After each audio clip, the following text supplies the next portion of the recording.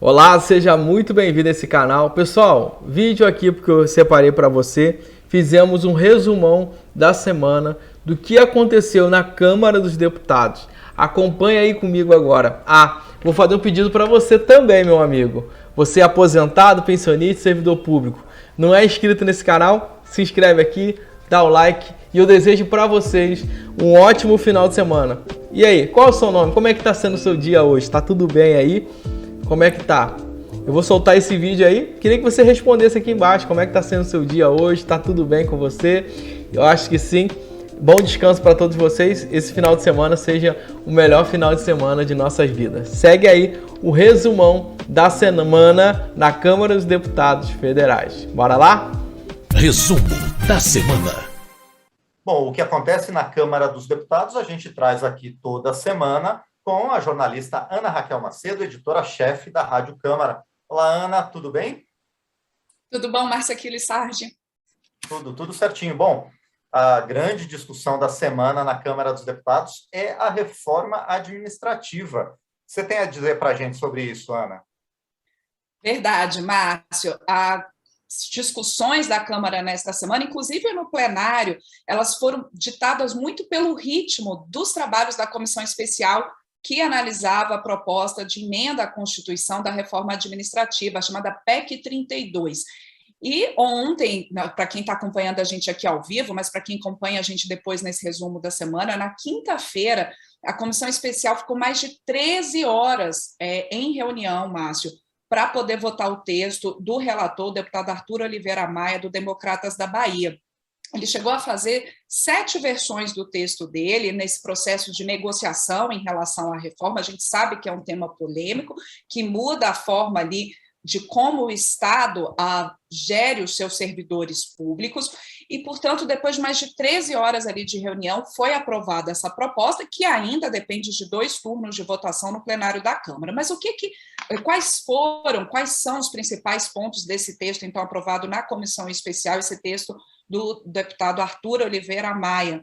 Bom, entre eles, por exemplo, eu vou citar aqui, Márcio, os mais polêmicos, aqueles que... Por que durou tanto tempo essa reunião da comissão? Exatamente porque a oposição, que era contrária ao texto, estava tentando atrasar, adiar, mesmo não votar essa proposta na comissão especial. Mas aí o que foram esses pontos mais polêmicos? Entre eles, eu cito aqui, por exemplo, a possibilidade de um regramento de cooperação com a iniciativa privada, e aí em diferentes setores da esfera pública. E o relator, o deputado Arthur Oliveira Maia, citou que isso já até acontece em alguns estados, inclusive estados que são geridos por governadores de partidos de oposição ao governo federal, por exemplo, estou o caso da Bahia, em que você tem entidades privadas gerindo ali hospitais, e isso, pela proposta, vai poder, para diferentes áreas, saúde e educação. E a crítica da oposição é porque acredita que por esses convênios, com essa cooperação com a iniciativa privada, há uma possibilidade de piora nos serviços públicos, também possibilidade de desvios de recursos. Essa foi a crítica, mas o relator rebateu e também quem era favorável ao texto rebateu essa crítica. Outro ponto também desse texto é que ele permite a contratação temporária de servidores, de funcionários por até 10 anos. Esses servidores eles seriam contratados, então, por um limite de até 10 anos, num processo seletivo impessoal, mas um processo simplificado, ou seja, não seria um concurso público. Esse ponto também foi muito atacado pela oposição, porque, segundo os deputados contrários ao texto, isso vai acabar levando à não realização de concursos públicos, portanto, você tem ali um comprometimento na avaliação dos deputados da gestão ali do serviço público, porque ficaria, por contratos temporários. O relator também rebateu esse ponto, dizendo que aí é para situações específicas, quando não houver necessidade de você ter, então, um corpo de pessoal ali por mais do que esse tempo. O relator Arthur Oliveira Maia destacou que mantém a estabilidade dos servidores públicos nessa proposta, algo que não veio da proposta original do governo, ele colocou isso para os servidores, mas a oposição criticou um outro ponto, Márcio, do relatório, que trata da avaliação de desempenho. Por quê? Da forma como ficou o texto do Arthur Maia, há uma possibilidade de que o servidor que tenha 2 avaliações insatisfatórias consecutivas ou 3 avaliações insatisfatórias num período de 5 anos, que ele possa passar por um processo que leve até, dependendo de como ficar essa avaliação, possa até levar a seu desligamento, a sua demissão. O relator enfatizou que esse processo vai dar amplo direito de defesa ao servidor que passe por ele, e essa avaliação de desempenho vai ser com base em critérios objetivos, mas a oposição disse que isso pode prejudicar a segurança do servidor público no desempenho do seu trabalho, que pode até desestimular, por exemplo, denúncias de corrupção por parte de servidores públicos, né, fazer essas denúncias, porque pode ficar ali receoso de ter uma avaliação uma avaliação ruim do seu desempenho por estar denunciando essas questões, por exemplo. Então, esse ponto também gerou muita polêmica. O relator rebateu, disse que essa avaliação vai permitir que você tenha o favorecimento dos bons servidores, que os bons servidores sejam reconhecidos e que tenham uma avaliação condizente com o seu desempenho realmente.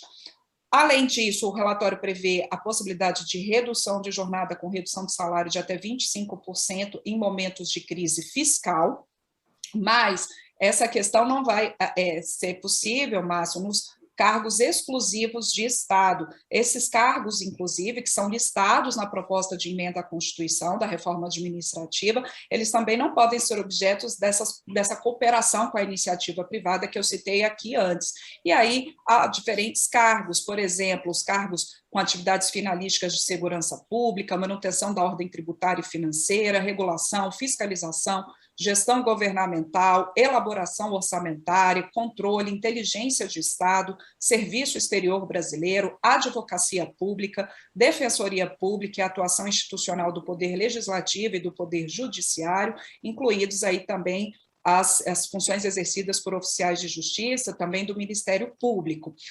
Outro ponto polêmico que ficou aqui no relatório foi a manutenção de questões como férias de 60 dias para integrantes do Poder Judiciário.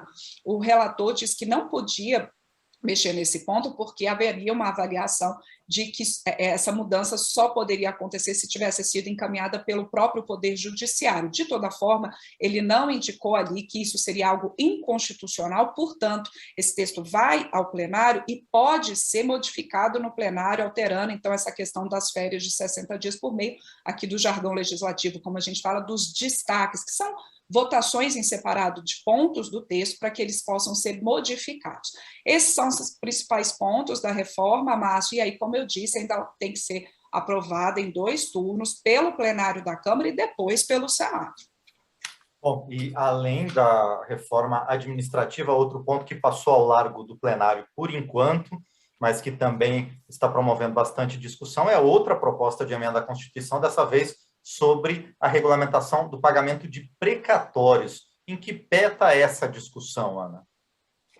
Exatamente, Márcio. Essa PEC também é uma proposta de emenda à Constituição dos precatórios, ela também está em intensa discussão. Por quê? O que são precatórios? São as dívidas da União com cidadãos, com empresas, com estados e dívidas reconhecidas pela justiça. Quer dizer, não tem mais como recorrer, é dívida mesmo que a União tem que pagar. O que acontece? A previsão é de que em 2022 essas dívidas, esses precatórios, cheguem a 89 bilhões de reais no orçamento. E o governo está dizendo que se ele tiver que pagar dessa forma, de uma vez em 2022, vai diminuir o espaço para investimento no orçamento e também ele não vai conseguir fazer a ampliação dos programas sociais de transferência de renda como deseja. Por exemplo, o governo quer mudar o Bolsa Família pelo Auxílio Brasil e precisa de recursos. Está esse imbróglio, o governo mandou essa proposta para o Congresso, prevendo, por exemplo, que aqueles precatórios com mais de 66 milhões que eles possam ser divididos em 10 anos, isso gerou uma reação, porque muitos colocam que seria uma espécie de calote do governo, e isso comprometeria a imagem, inclusive fiscal e de segurança do governo, né, com esses entes e pessoas, empresas que têm dívidas a receber do governo. E aí, então, Congresso, Judiciário, Governo, Tribunal de Contas da União sentaram e estão tentando fazer um acordo que permita, por exemplo, uma das ideias propostas que permita fazer um gasto no ano que vem desses precatórios no limite de até 40 bilhões, e que o restante ficaria para 2023, isso ainda vai ser discutido. De toda forma, nessa semana foi instalada uma comissão especial que vai analisar essa proposta. A comissão tem como presidente o Diego Andrade, do PSD de Minas Gerais, e o relator, o Hugo Mota, do Republicanos da Paraíba. E aí, essas discussões vão se dar na comissão especial e depois no plenário, dentro desse ano ainda, com prazo curto, por conta do orçamento, como eu disse, a discussão do orçamento para 2022. E, Ana, a gente tem um tempinho rapidinho para falar sobre 2 projetos que agora sim foram aprovados no plenário, um bastante importante relacionado à Covid-19. Fala para a gente, Ana. Isso, Márcio, a gente estava falando aqui no resumo que, por conta das discussões da reforma administrativa e da própria proposta aí dos precatórios, né, das dívidas judiciais da União, o plenário votou temas mais de consenso e menos polêmicos, e 2 propostas, então, aprovadas. Uma delas é esse projeto, como você citou, o projeto que isenta do pagamento de imposto de renda os aposentados e pensionistas que tenham ficado com sequelas permanentes da Covid-19, mesmo que eles tenham tido a doença após a concessão do benefício. Isso, claro, tem que ser comprovado por laudo médico especializado, e isso vai ser regulamentado ainda. Essa proposta também isenta esse segurado do INSS de cumprir carência para ele acessar benefícios como o auxílio-doença e aposentadoria por invalidez, ou seja, a Covid-19 entra no rol daquelas doenças que permitem que não seja feita essa carência.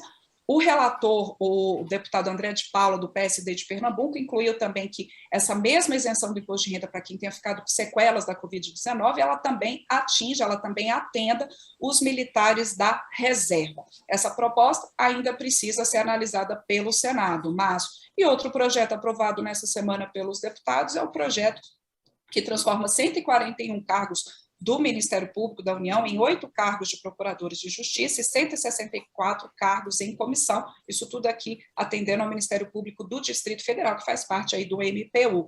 Houve uma criticazinha ali no plenário da oposição, que dizia que era melhor que se fizessem concursos, né, para o Ministério Público do Distrito Federal, mas a relatora, a Celina Leão, do PP do DF, disse que esses cargos em comissão que estão sendo criados, eles vão ser ocupados, vão ser pelos próprios integrantes, pelos próprios servidores do Ministério Público, e por isso seria só uma regulamentação dessa possibilidade. Essa proposta também vai para o Senado. Muito bem, então, isso foi o que de mais importante aconteceu na Câmara ao longo dessa semana, e como sempre, trazido para a gente pela jornalista Ana Raquel Macedo. Ana, obrigado, a gente se fala na próxima semana. Certamente, Márcio, bom fim de semana.